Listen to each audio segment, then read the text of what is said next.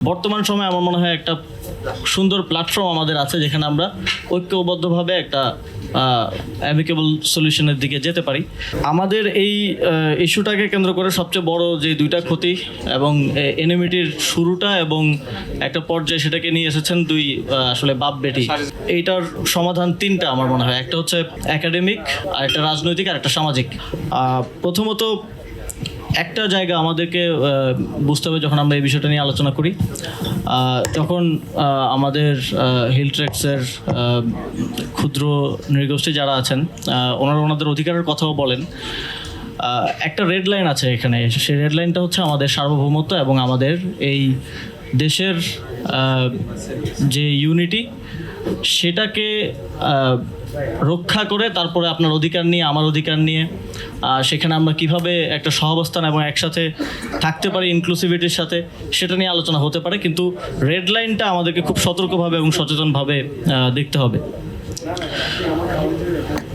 আমাদের এই ইস্যুটাকে কেন্দ্র করে সবচেয়ে বড় যে দুইটা ক্ষতি এবং এনিমিটির শুরুটা এবং একটা পর্যায়ে সেটাকে নিয়ে এসেছেন দুই আসলে বাপ বেটি আমি বলবো, কারণ 72-এ এখানে একদম খুব রেফারেন্স সহ একজন আলোচক বললেন যে শেখ মুজিবুর রহমান তিনি বলেছিলেন যে আপনারা বাঙালি হয়ে যান, এবং সেখান থেকেই কিন্তু এই এনিমিটি উৎপত্তিটা স্বাধীন বাংলাদেশে নতুন করে শুরু হলো। সেখানে কিন্তু সমস্যাটা এমিকেবলি একটা সলিউশনের দিকে যাওয়া যেত যদি শুরুতেই গুডউইলটা দেখানো হতো।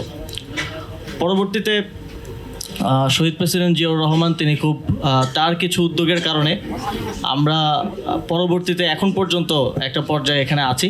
তারপরে আবার শেখ হাসিনা ক্ষমতায় আসলেন, তিনি এসে প্রপার স্টেক হোল্ডার কনসালটেশন ছাড়া, প্রপার একাডেমিক আন্ডারস্ট্যান্ডিং ছাড়া একটা প্রেসক্রাইবড একটা চুক্তির মধ্য দিয়ে আবারও সেই পরিস্থিতিটাকে ঘোলাটে অবস্থায় ফেলে দিলেন এবং সেখানে আবারও এই বাঙালি অবাঙালির মধ্যে এক ধরনের এনিমিটির জায়গা তৈরি করে রাখলেন।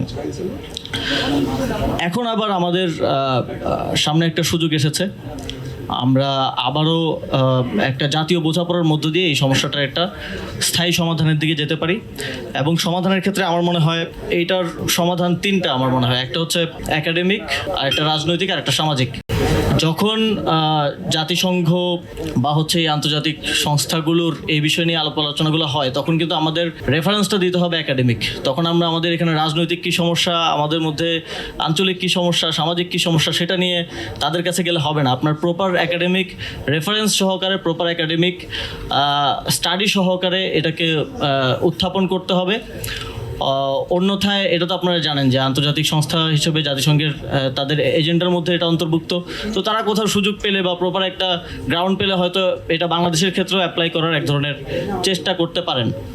বা এটা নিয়ে বিপরীত পক্ষ থেকে কিন্তু অনেক ধরনের লবিং হয়, এবং শুধু বাংলাদেশ থেকে যে হয় এমন না, এটা বাংলাদেশের পার্শ্ববর্তী যাদেরকে দীর্ঘদিন ধরে বন্ধুরাষ্ট্র বলা হয় তাদের থেকেও কিন্তু এক ধরনের লবিং করার চেষ্টা করা হয়।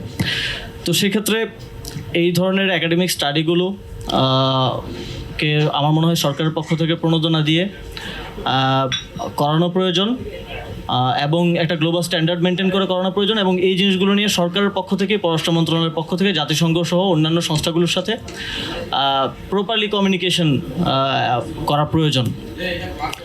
দ্বিতীয়ত রাজনৈতিকভাবে আমাদেরকে, যেটা একটু আগে ফুয়াদ ভাই বলছিলেন যথার্থভাবে, যে রাজনৈতিকভাবে বর্তমান সময়ে আমার মনে হয় একটা সুন্দর প্ল্যাটফর্ম আমাদের আছে যেখানে আমরা ঐক্যবদ্ধভাবে একটা অ্যামিকেবল সলিউশনের দিকে যেতে পারি।